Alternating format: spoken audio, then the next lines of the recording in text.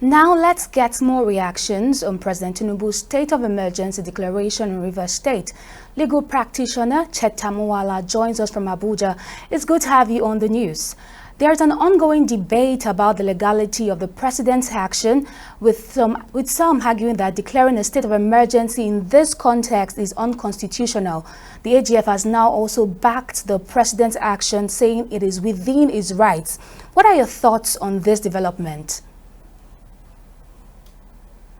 Thank you for having me. It's very unfortunate that we're having what is happening in Rivers State today. And I must state categorically that, it is within the powers of the president to declare a state of emergency, where the Constitution has actually stipulated in Section 305 conditions where the president can as well declare the state of emergency.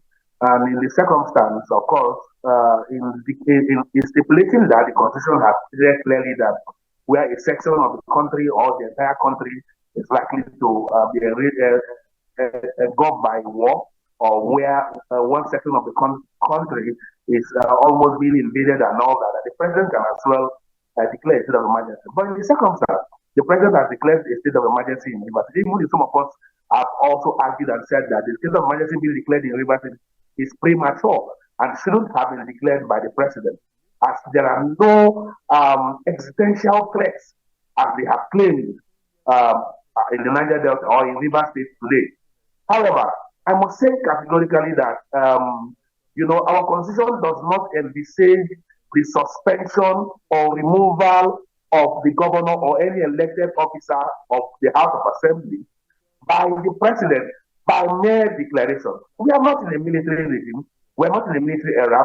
The Constitution has stipulated 3 ways a governor can be removed, either by resignation, or by impeachment, or by the declaration of incapacitation by his executive council members.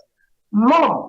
A governor cannot be suspended in the life in which the president has gone. And that has been the argument, that how come you are now suspending the governor? That your action as president, suspending the governor, suspending the House of Assembly, is illegal and it's not law to the Constitution. It is the president overreaching his power and acting automatic. And we condemn this in clear terms. But I must say that we must also, beyond the constitutional issues which the president has raised and created, we must also, it is important that we make this clear. Unfortunately, people like Chief Latif Abemi, SAN, who are seasoned lawyers who are supposed to properly advise the president on this particular issue, it is sounding like someone who has already taken sides in the matter, in the crisis in Rivers State, who has vested interest in the crisis in Rivers State. And let me tell you, the president's broadcast yesterday was very unfortunate because it sounded like one who had taken sides. It sounded like Wike was doing his hard job in Rivers State, which is really unfortunate.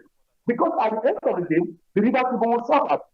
The president has given a directive that funds belonging to Rivers State should be released to the sole administrator, which he has appointed. When the Supreme Court has clearly stated and said that until a budget has been passed, that no funds should be released to Rivers State government.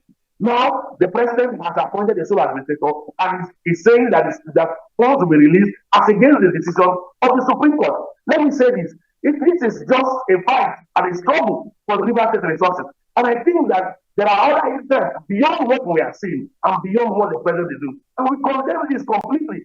We condemn this completely because what the president is doing is the president is only inviting anarchy into the state. Because as of yesterday, Rivers State was largely peaceful. What we had was majorly media exchanges between parties. But we do not have any form of confrontation. And let us say this. They are making reference to the issue of the pipeline that was bombed yesterday. There are people that have paid over 10 billion naira monthly to protect our pipelines. Have they been questioned? Have the person gotten around the ground assessment of what led to the pipeline explosion or the persons involved, that they are now accusing the governor of actually aiding those who have actually exploded the pipeline? It tells you that there is a serious plan against the governor, which the president is giving a nod to. And this, I am afraid that is not going to lead us to anarchy. Because rather than resolve and act like a father, resolve the crisis in Rivers State, the president seems to have taken sides and it's making things difficult for Rivers people. Because this whole state of emergency thing is not in the best interest of Rivers people, and we condemn it wholesomely. All right, Mr. Chetam. Now, there's also a common line of thought that President Tinubu's state of emergency declaration has sort of shielded Governor Fubara from impeachment. Help us shed more light on this. If the governor infringes on any part of the Constitution, the House of Assembly will start up the process of impeachment, which they have started. Why don't you allow the process of impeachment to conclude? Why are you now hiding under the guise that the governor would have been impeached? Let me tell you what's happening in Rivers State. Because a lot of persons have failed to say the truth in the media space on what exactly is happening in Rivers State. They have tried to get the chief judge of Rivers State to play ball with them. And actually they have the assembly, they have the number in the assembly. They try to get the chief judge of Rivers State to play ball with them. The chief judge of Rivers State, you know by the constitution, the chief judge is supposed to appoint a 7-man panel that is supposed to investigate the allegations against the governor. The chief judge has refused to play ball with them.